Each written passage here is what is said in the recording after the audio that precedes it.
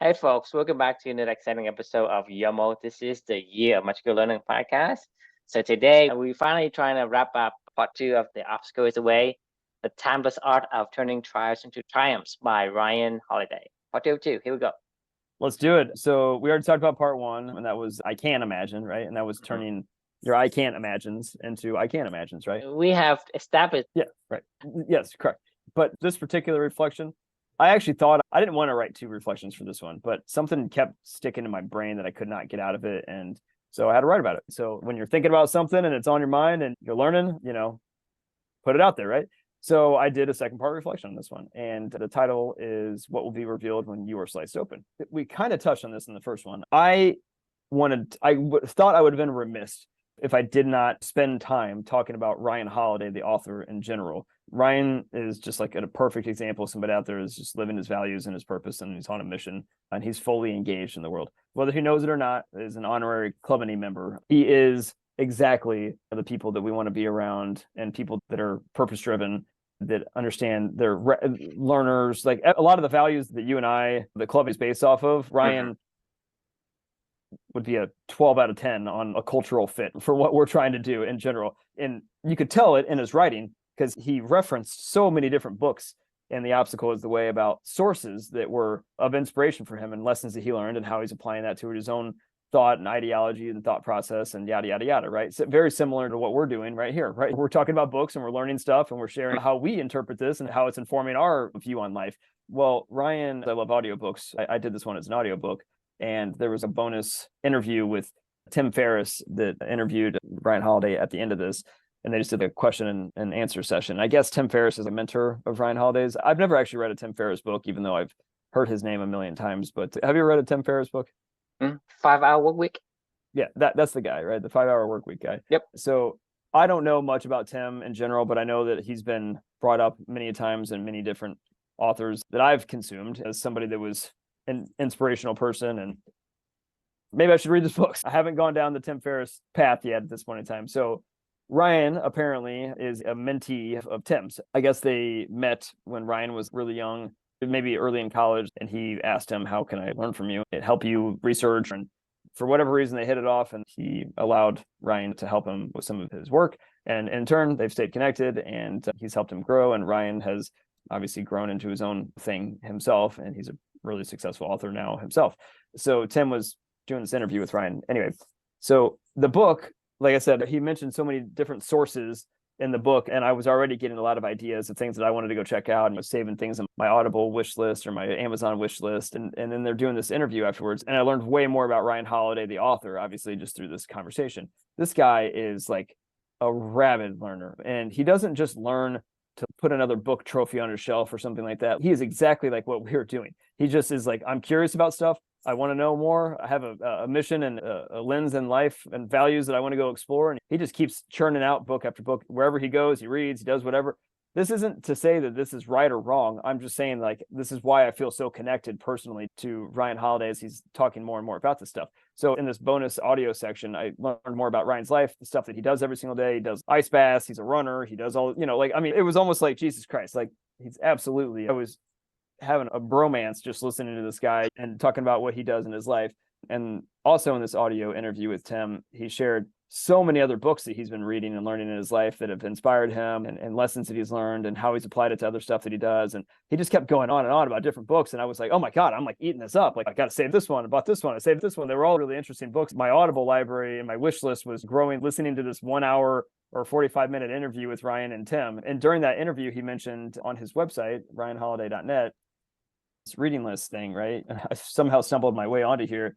And he has all these different books that he recommends, and he categorizes them into fiction, nonfiction, whatever, some other examples. And he has like a little blurb about what he learned and what he liked about it. It's not just like, hey, here's this reading list, it's going to change your life, or here's some silver bullet or whatever. It's like, here's just a book. Here's something I learned. If you like it, go after it. If you don't, I don't really give a shit. But I'm just sharing what I know. He's doing what we talked about in the hero's journey, right? He's just doing his best to help other people to become explorers like himself and be a rabid learner. And then he starts to categorize all these things into, once you get through his favorite reads of 43 books about war that every man should read, or 24 books to hone your strategic mind, or 24 fiction books that could change your life. And he just starts to connect them all together, right? Like we do this with the core values quest, and with, there's a lot of times when people ask me for recommendations, I ask them, what do you want? Like, it's like Ryan's personal library, like he's like, well, you tell me, like, what are you curious about? Oh, I'd love to learn more about, how the human body works. Oh, okay, well, great. Well, here's 10 books. Right, exactly. It's like he goes into his own little memory palace, and he's like, oh,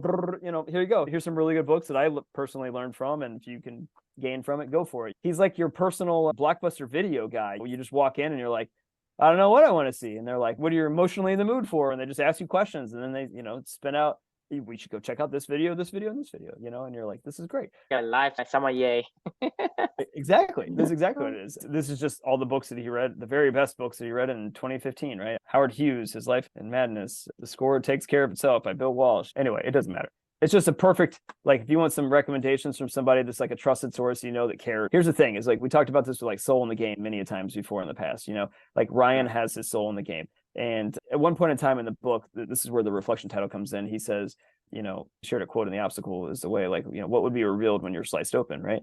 Well, after reading this book, after listening to Ryan, after investigating his life and on this stuff, I know exactly what would be revealed when Ryan, I'm pretty confident, like, we're all going to get sliced open at some point in time in our life, right? Like, you and I both were sliced open before we met in our own unique ways, right? And that's when the real shit, that's who you are, comes out. That's when your character comes out, when you start to see your elephant just does whatever your elephant does, right? And like, you can't control that, but you can train it. You can do your best to train your elephant, and you can try to simulate this stuff. You can train. There's certain thing.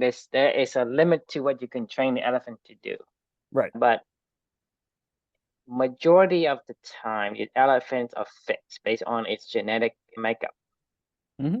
Exactly. And like, it made me think about Amelia, like all this journey usually does. But like, I saw what was revealed when she was sliced open, and she was one of the most purpose-driven people that will ever come across, I mean, in my entire life. And it's just, when you see people like Ryan, and you see people like Amelia, and you see them living their life, and it's just like this magnetic draw that pulls you in, I think the elephant, majority of its traits and character, you cannot change. Right. The reason why I think you and I can relate to some of the emotion that evoke when you look at Amelia's life, and even Ryan's life, what he does, we can relate to, because deep down, those genes that we have in common, it's there. That's why we can relate to. Hey, we can say, well, that evokes an emotion with me, and that gets me, kind of like really energized to make something, to change something that wakes us up in a way. Right. Because if you don't have the gene, there's no way you can relate. There's no way you can say, well, yeah, I'm going to wake up. How would you connect to that kind of feelings or emotions? Right. Yeah. I mean, it's always there. We've talked about this before too. I don't think that I'm a different human being after. I'm still the same person. I just know who I am now better. You are more Chris today than the Chris before. I'm Chris on purpose. Like, I mean, no, you are the true Chris that was put on earth for that purpose. It's just that when you were born, like when Amelia was born, you have a purpose and you are untainted. And then over many years, you have been conditioned to become something that is not Chris. Or you fight it. Well, the thing is, that's what I'm saying is, let's say you were born, right? I put an experiment. You were born in one environment, and then another parallel universe, you were born in a different environment. You turn out completely different. Why is that? It's because your environment changes you. Yeah. Right. So it's the covering. It's like you're being covered in layers of certain things. You are looking for the grits and the grinds and the panic attacks. And why do you have panic attacks? I mean, you tell me why you have a panic attack. Because you are forging down a path that your elephant say, I this path. Right. That's why I have a panic attack. So it's not the Chris. When I say Chris, meaning the Chris that, I don't know what you want to say, but God put you down here for a certain reason. Like when Amelia came to Earth, right? She is Amelia. She is not Amelia being conditioned or being wrapped in environment, expectations of whatnot. You, on the other hand, when you were born, you were just like Amelia. But over time, you're being covered in this crust of society, norms and conditions and dogma, whatever it is. It just completely wraps you over. And that's like, hey, there's Chris inside of this thing somewhere, but the whole thing isn't Chris. So whenever the atomic bomb hits, the only thing you're doing is you're just peeling off the layers that was encrusted on this shell. Right. So you basically not changing who you are, you're just unveiling who you are. Because like for me, that's why I commented in the beginning. Yeah, I agree. When you have a certain genetic trait, your elephant do not change. There is a certain range that allows you to make modifications and change. It's just like a lever where you say, hey, I go from 0 levels, 8 level, 10 level, whatever. Yeah, there's a lever of things you can modify and change the input. But majority of your trait do not change. You can pretend to change, but it isn't going to change. You should be a manager, right? I said, yeah, I like to be a manager, right? But I fucking hate my job until the point where I say, I don't fucking care anymore. So I'm saying, well, I don't want to be a leader. Oh, I feel good now. Because the thing is as long as I fool myself into thinking that's what I want, then I say, well, that's what I want. I want to be the best manager, the best leader that the world has ever seen. But on my deathbed, when nothing else matters, right? Well, that is not worth the time. Because on my deathbed, I say, well, I don't want to be a leader anymore. I want to do something. But if you are who you really are, even on your deathbed, you say, well, I'd like to do a little bit more leadership. Then that's who you are. Because if you say, you know, in the last minute, okay, I want to take a break. I don't want to do leadership anymore. That's not who you are. You just pretending that's who you are, and you lie to yourself enough that you hold on to that lies. And to me, that is what encrusts us. I agree. You know, you basically wash yourself out of all this mud, encrusted, dry, whatever it is, out of yourself, and you're revealing yourself to people.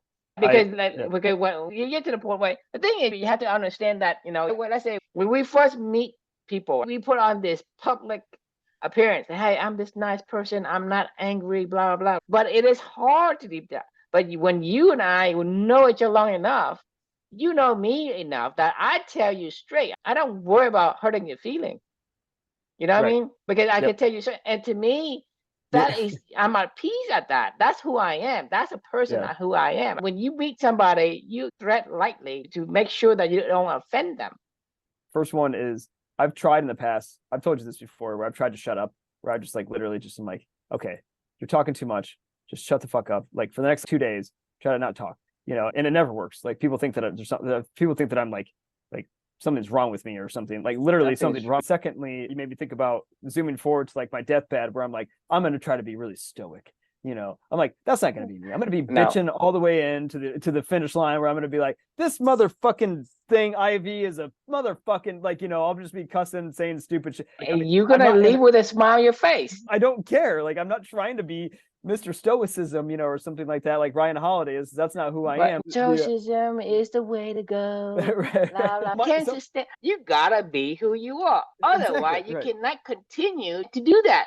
Eventually, it's gonna get exhaustive. And the point is, what's the point of enduring something for somebody else's sake? Why are you being stoic? Said it with a good. There are certain. The thing is, we live in today's society. We live for other people. Because I buy a brand new house, I buy a car, right? Why am I buying a car? It's because fucking neighbor bought a car, because my friend makes a car. My wife say, hey, a Tesla, my sister, brother-in-law, co-worker has a Tesla. Why don't you have a Tesla? So why do I fucking buy a Tesla? It is for someone else. It's not for me. And to me, that's exhaustive. I cannot continue to do this. It wasn't my car, though. A public face and a private face, meaning a public demeanor and a private. Well, the public one,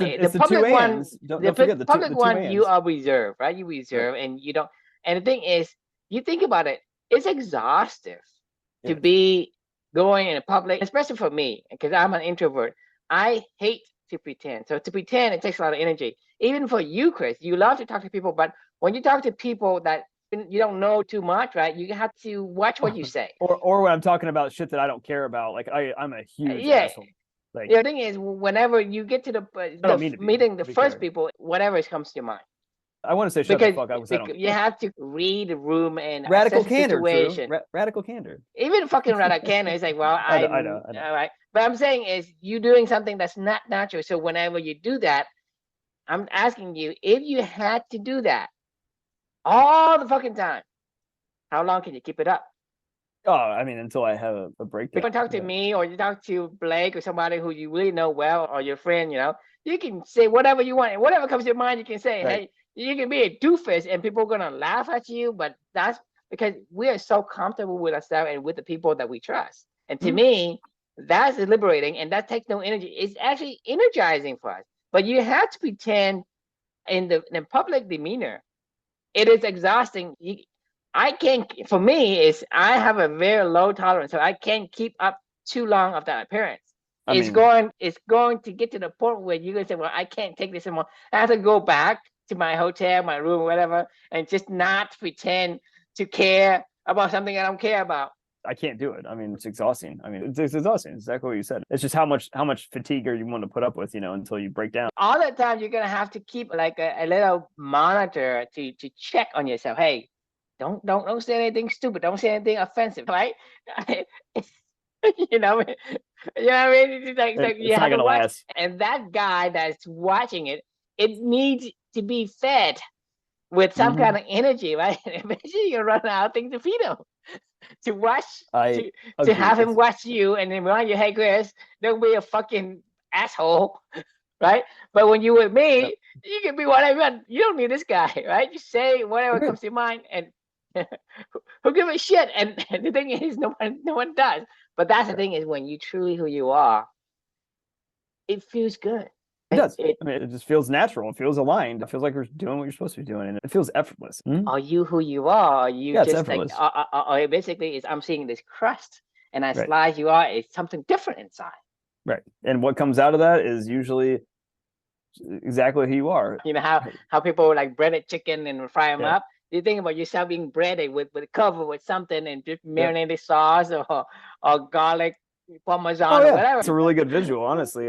Right? It also reminds me of like my tennis game. Like I hate the way that I feel. I hate the way that I feel that other people might see me as, because I'm so competitive. When talk about getting sliced open, like when you're in the heat of battle or a competition or something like that with somebody, like you don't have time to think. Your elephant just comes out. If you're an aggressive person, you're an aggressive person. If you're an emotional person, if you're a lost individual, if you're somebody that breaks down and gets angry all the time, if you're talk about, a couple of reflections down the road from this one is, this book that I read called Levels of the Game by John McPhee. There was a reflection we're going to talk about in like two sometime this week. It'll be, tennis is a battle of characters. I mean, really is what it is. It's a battle of your elephant. Like it just comes out. Whoever you are, you get sliced open all the time on a tennis court, and it just comes out. So like when I'm on a tennis court, I might yell and get frustrated and fight, but I'm a fucking fighter. I will not give up. Like I will never quit when I'm out there playing. Like it doesn't matter. You think you have me down, I'm going to keep battling. You may have me down, but I'm still going to keep fucking battling. I don't care how frustrated I feel. It is a big deal to me. Like I want to win. I want to be my best that I can be, right? And I'm a perfectionist, like in that regard. I'm not trying to be perfect at every shot, but I'm like I want to be able to do what I know that I can do. And if I can't do that, then I get really frustrated about it, right? So my point being is like tennis is a perfect example of like what gets, who like Novak Djokovic is somebody that he's a dick. I mean, like, and I'm not saying that in a bad way. He's just an asshole. He is a laser locked in focused asshole. So much so that he beat a 20-year-old from the US in the semifinals of the US Open. His name's Ben Shelton. He's the first year out of school. Like he was a college student last year, and he won the national title at Florida for the Florida Gators as the number one singles player for them. And obviously he's a really talented player, but he's really young and immature. He's nowhere near like Carlos Alcaraz is also 20, but he's like, light years ahead of like he's already plays like he's 35 or something like that. Ben Shelton plays like a 20-year-old, and he made it to the semifinals of the US Open. And he's playing Novak Djokovic. Novak Djokovic beats him, and Ben has been doing this stupid little childish thing. This is what he does, right? And he likes to egg on the crowd. I don't know. Like maybe he's a showboat. Anyway, when Ben gets sliced open, he kept doing this stupid little like after he would beat somebody, he would go calm and he would hang up, right? Like as soon as he would win this last point, he'd be like, and walk into the net, and he's like, hang up. So Novak, who's won 24 major titles, the most of all time, playing a kid in his first long run, extended run in the Grand Slams.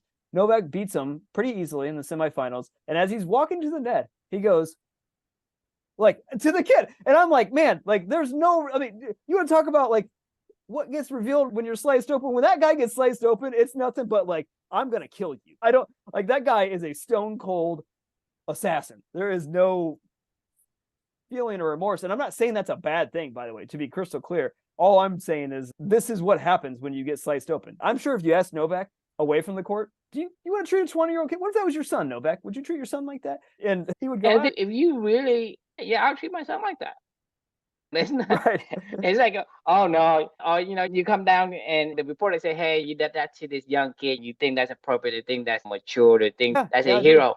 And the thing is, people say, oh, no, I'm sorry to heat the moment. To me, if you truly know who you are and you want to review yourself to the world, it is who you are. When your rider isn't taking the rein, that's what the elephant does. And that's who you are. A lot of times people kept the elephant in check. They have this rein on the elephant and they keep pulling it. And so, a lot of people say they go to a public event and they behave differently. They put on a show. And it's not like they're the only one. It's like 99% of the people in the world are putting on a show. Even you and I are on that trend. I mean, even you and I are still not completely out of our encrusted shell of. Oh no, I don't even think I'm close. I'm trying to break loose of it, but I'm 30%. Like for sure. I'm saying all this shit on this podcast, and I'm posting on YouTube, and I don't want to care if anybody look, but I'm not going to tell somebody straight to their face right now about, hey, this is what I think of you. Candor is tomorrow, by the way. I just verified this. Like tomorrow is radical candor, so we can talk about that topic tomorrow, which will be fun. But yeah, no, I agree with you. I mean, I do think, but that's why I don't go out to the public too much and talk a lot, because to me, I probably talk to you in one day. I probably talk more in one hour than my whole entire month interacting with people outside. Because I'll probably give them a one-word answer, yes, no, or something along that line. And I mean, I don't talk too much because like I said, I have to put on this incredible, flavor of whatever people think I should be. I can't be myself. And to me, that's exhausting. What if you do? I do eventually. But the other thing is, I have been conditioned for so long. You have to imagine, like, probably over 40 years of training. Right. All right. To be this, Parmesan cheese encrusted, person. And everybody say, hey, you're a Parmesan cheese kind of guy. Now I say, hey, you smell like curry. What the fuck is going on? That's hilarious. And people are gonna get shocked, right? No, the thing is, it's not that. And at the moment, I don't really care about the shock itself, but about the repercussion of the shock, right? Because right now, if I were to review myself that I'm not this Parmesan encrusted, flavor, garlic flavor, and people can get shocked, and then the repercussion is they're gonna ask me why, and then they keep a conversation going, which make me have to continue to communicate and engage, and that's what I don't want. It's like, you can find out, but I don't want to have to answer you. Just think whatever you want, make assumptions. Like I say, for me, most of my life, if you make a wrong assumption about me, I would not correct you. Seriously, you can say whatever you want. It's not my job to correct you. I mean, that's fair. That's not who I am, though. If somebody didn't understand what I was trying to say, I would just give them more context and more explanations until finally they'd be like, okay, Chris, I get it. Shut the fuck up. I mean, if you ask, I'm willing to give you the answer, but I will not correct you. If you have a wrong assumption, it's on you. Right. Like I said, people make a lot of assumptions, right? It's not my job to correct everybody. And the thing is, if it's not what I want to do, I think it's gonna be so much work. It's like eating the frog every day for someone else's sake. It's like buying a Tesla, buying a car because someone else. You living for someone else. You're not living for yourself. And to me, eventually, you cannot continue to go on with that kind of facade. It's funny. It's funny you're saying this because it just makes me think about work all the time whenever you're doing this, because it's like there's just so many aspects of this job that I do have full control over, of being my elephant, and being in that zone state. But then there's Mhm. like, it's probably like 75-25, where like the 25% of stuff that I just have to do that I don't want to do. And like, I am the worst like employee ever when it comes to that 25%. Like, I was just trying to put Luca to bed earlier, or my wife was putting him to bed. I was trying to get him to clean up his mess in this Mhm. office. We were up here playing around in the office, and he has like a little kitchen stand over here down there. He takes his little basket and all the little fruit things in there. He just starts chucking them all over the place and throwing them everywhere around my office, having fun, no big deal. Well, it was time to go to bed. And I was like, hey, it's time to clean up. And he was like, no. And I was like, okay, well, we ended up having this 20-minute long discussion of clean up and do this or not, or whatever. Help me. Don't you want to help your dad? Anyway, I'm sure you've been down this road a million times with your children. So as I'm trying to put him to sleep, oh my God, what were we just talking about right before this? You mean? Oh, being at work. It reminded me of like, this is how I must be. In that 25% of the work time that we were like, Chris, just do this. And I'm like, no. And they're like, what is wrong with you? And I'm like, I don't want to do it. And they're like, okay, man, chill out. I'm like, oh, I am chill. I'm not doing it. And then they're like, you got to do it. I'm like, fine, I'll fucking do it. Like, but I'm not happy. This is kind of how I am with the 25% of the time in my work where I don't want to do this stuff. I'm the worst. I'm like a 2-year-old child, where it's like, no. What that's what I'm saying is that when you were born, right, you have a certain characteristic and traits that exudes who you really are. That is like nothing is impressive. That's who you are inside. It's on the outside. But Yep. the parents, the first enforcer to conform to the society. The parent to me is probably the most terrible boss. They really are. And you think, hey, I'm doing it for your own good. That's what we said before is, the devil doesn't know he's a devil. That's so good, because you're so right. You just reminded me of, what was this book? Oh, the nurture assumption. The nurture assumption. That was what this book was called.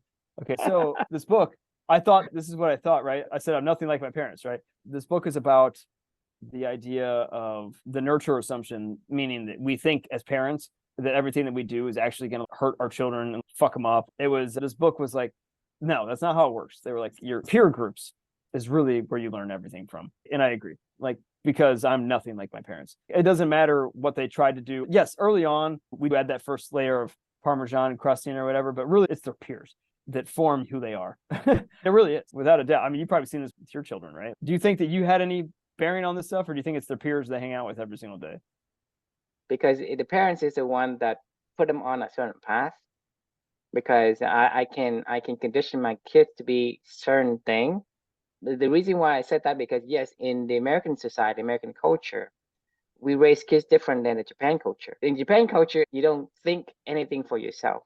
Right. Everything you do is for someone else, or for the society, or for the family. Buildings. But that's what I'm saying is they are conditioned to be different. Because if you let's say I move you to Japan, the peer group in Japan is different. So you're gonna have to make the best of what you got there. So you're not gonna be able to choose the best peer group just because, like, say, hey, this is who you are. But you think about in Japan, the culture is completely different. And if I were to be in a military family and I have to be stationed in Japan, and I move my family there, yes, my kids can choose the peers, but the peers is limited to what you can choose, right? And so that's what I'm saying is, in a way, your elephant has a certain range it can change, but it can't change that much. So, like I said, the parents has the first influence on how you turn out. You don't know how they are when they're with their friends. Correct. But you can, because the thing is, most parents in America. I'm different with my parents, and I've always been. No, I'm just saying is the way I see it, and the way I see it is because most kids in America, they don't stay with their parents that much. You see Luca early in the morning, and after he goes home, a few hours a day. Right. He is going to be spending the majority of his time with his peers and with people that are strangers to you. Therefore, he's gonna not be like you. That's the reason. So this book, like, you should read this book, because like even kids that are with their parents all the time, and like, they studied. No. Like tribal, it's not about what. No, it's not about what. No, the culture in Japan is that they force a kid. Like I say, you tell Luca to go to bed and you not play on his kitchen anymore. Right. They discipline them different. The way that you enforces the rule creates a different kid. right? If you spend time, but you don't say, hey, do whatever you want, you let them have the freedom, then yes, they're going to gravitate toward what they need to be. But if I'm a fucking asshole of a parent, I beat my kid up, right? I drink all the time. I beat him up.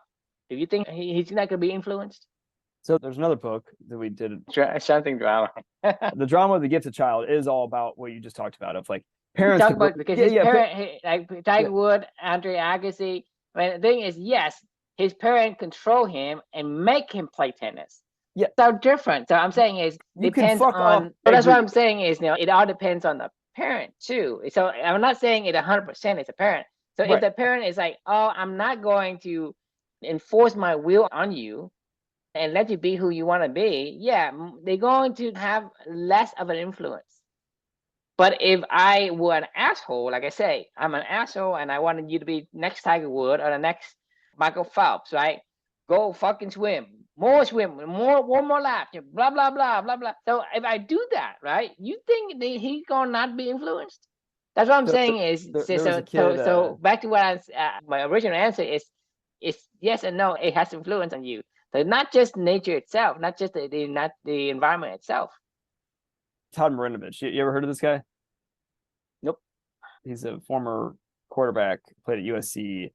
He was drafted in the first round. He played for the Oakland Raiders. His dad, when he was growing up, Marv, saw this opportunity to use techniques focusing on speed and flexibility, and later formed the modern basis of modern core training. From the beginning, from his birth, Todd Marinovich's dad, Marv, he said, some guys think the most important thing in life is their jobs, stock market, whatever. To me, it was my kids. The question was, how could I develop a kid if you provided him with the perfect environment? He trained his son from birth to be a pro quarterback.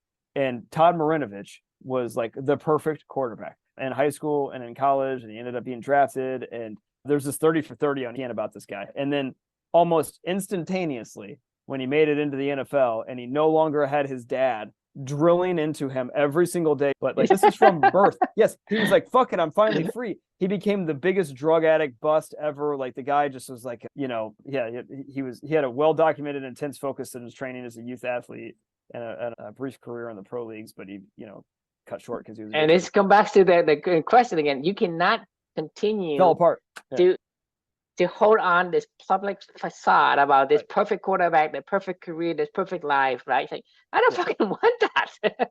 It was the article that was like made him famous was Robo QB, the making of the perfect athlete. So Robo QB was his nickname, and you got to see this 30 for 30 if you've never seen it. He's like, it's fucked up. I mean, it is fucked up. Like, I mean, what his dad did to him, like in terms of like how badly this kid was just so. He didn't know who his own elephant was. He was just literally groomed. He eventually figured it out in the show on the 30 for 30. Like this is like when he's like 40 that he's on there, and I think he's been strung out, not strung out, like homeless, not homeless, whatever. Now he's like on a good path ish. He's been sober since 2016, and I don't know what he's doing. I think he's probably a football coach or something now. Playing for the SoCal Coyotes at 48 years old. Anyway, there's a million articles about this dude. Like, so if I don't know what he's doing today, but yeah, here's the Robo QB. The point is what I was sharing with you is it's both nature and nurture, but I think it's really your peer group and nature. I don't think parents, as long as they don't fuck you up. It's the probability, because like I say, if I belong to Tiger Woods' dad, right, I'd be playing golf. Yeah, but that doesn't mean that's not actually true. I mean, like, yes and no, because Andre Agassi didn't choose tennis until Andre Agassi chose tennis. But the thing is, that's why I was asking about Todd, because I'm asking him, what is he doing today? So is he doing today because of what he really found who he is? Right. And that's what he wants to do? Or is because this is just a residual of what made him who he was, and there's nothing else he can do? Just like you're talking about, like, Neil Armstrong, Bud Aldrin, or whatever. He comes back saying, well, what the fuck am I doing right now? I don't know what to do, right? And so not everybody gets to find who they were originally made for. Like when you were born, you're made for something. You were crusted so much that when the shell get open, you don't know who you are anymore. Right. I don't know that you ever had a chance to even form who you That's were. Because the thing is, it fucked you up so much that you forgot who. It's like even for people who retire, like they work so long that when they retire, I say, hey, what do you like to do? I don't know. I've done some sales, so I'm familiar with sales. So I'll probably do something in sales. I like golf, play golf once a week. Because when you find your core values, that's who you are. You do that like every single chance you get. It's like, hey, Chris, I'm going to play tennis once in a while. Right. If you had the chance, you'd be out on the court every day. I can't say if I could. That's a good, I don't know. No. If you have a magic wand and you wave everything, there's nothing, no one's going to tell you anything. You don't have to worry about Lucas. You're going to have to about Felicia or anything. They are all with you without any conflict. You're going to be on the court 24/7, whether you be watching or sitting around talking to buddies or playing poker around the tennis center and then go play whenever your arms is, but you're there all the time. Because, I have to pay for the mortgage. I have to go help Felicia with putting Luca to bed. I have to take Luca to soccer practice. I have to. So these are your duties, urgent and important activities, right? But if I will give you much one that everything is taken care of, somebody's taking care of it, and Felicia's and your Luca is all kind of like rooting for you to be there to live your life, and that's if I can make that happen, you'll be there all the time. And that's my point, is whenever you have something that you really want, you can be all the time. Because that's who you want to be. Let's say if I had a bottomless stomach, right? I would be eating the cake all day. I mean, if you're Joey Chestnut, if you're Joey Chestnut, you're gonna literally eat 80 hot dogs or whatever the hell. It's like, how do you do that? And why do you want to go back? For me, this is who I am. It's like, right. The thing is, my stomach won't let me, but my mouth likes to eat. I don't have that chemical that stops you from eating. I don't lose my appetite. That's why I have a problem with diabetes, because I don't have that turn off switch. Right. So the only turn off switch I have today is I have to portion my food. If not, I'll eat until my stomach gets, And you're making it sound like you're like a dog, where they just eat until my stomach is like, I can't move anymore. And that's when they say, hey, I can't eat anymore. I have to stop eating because my stomach hurts more than a dog. A dog will literally go like, if you put a whole turkey in front of them, they'll eventually just be like, they'll walk around and because they're right. Yeah. And that's how, if I have a bottomless stomach, I'll be eating nonstop. Right. You know what I mean? Because that you are who you are, right? But if you say, well, I'm going to do some of these things, so you may have some overlap in some of those activities, but not the core of what you want to do. If you like something, you're going to probably do it every day. For sure. I mean, and that's what I'm saying. If you take so long, without a doubt, man.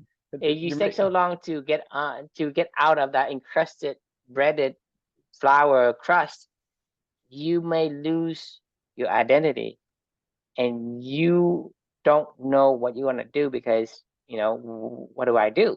Right. So you're gonna have to do the self-exploration all over again. A lot of people, when they get to that age where, when you are at a certain age, you just don't have the time, and you just don't find who you want to be, and you still be searching. And by the time you finish searching, your time on Earth is expired. That's really sad. And that's why I was asking you, what is Todd doing today? Is he doing the thing he loves? That's what he does every day, or he's like, I'm coaching. It's an escape.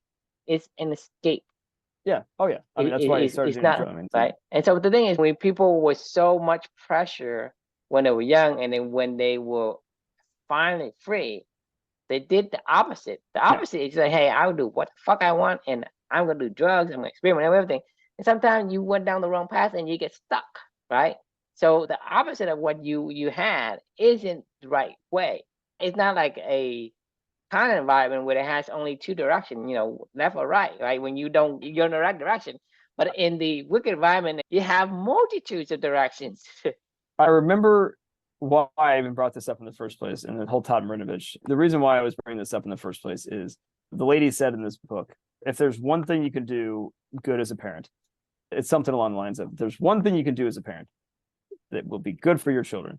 That I loved the idea of this is watch what they love to do, and then make sure they can do more of that. just observe what they like to do. Like Luca still picks up his pickleball paddle. He immediately comes in. He's like, pickleball, pickleball, pickleball, pickleball. Like, let's play. Fine, I'll play with you. I just so happen to like it, can help teach him and whatever, but this is what he likes to do. I'm like, okay, fine. I'm not going to not do it. And then there was for 2 months, this started about 6-8 months ago. We were going strong for 4 months where he was obsessed. Anywhere he wanted to go, he wanted a pickleball in his hand and he wanted his little paddle. And then for like 2 months, it seemed like, he just started to go play with his sink, his little toy sink that he has, and he put, he's doing dishes and whatever, and the paddles just all sat lonely by themselves in the corner with all the bin full of pickleballs and whatever. And anytime I'd say, hey, you want to play pickleball? He's like, no. I'm like, oh, okay, all right. And then all of a sudden, like about a month ago, he was like, he's all into it all day long again now. And now he wants to play even more and more, and it's every day. It's, I want to go to the courts. I want to go to the courts. I want to go pickleball. And I'm like, okay, fine. But like, I'm not going to force him to do anything. Right. But one of the things that I loved about the Nurture Assumption book was she said, like, if you want to be a good parent, just watch your kids and see what they naturally like, and then encourage them to do more of that. That's it. Like, they don't know yet, like, but they're forming, for some reason, their elephant is drawing connections that is, they're red threads, that are pulling them when they're young. They don't have anything to be revealed yet, like they are. Right. That's a review. That's why I'm saying when you're born, you will reveal, and then you will encrust it. And then that's why it's fitting to say, hey, when you slice open, it's like, well, meaning you are covered with something.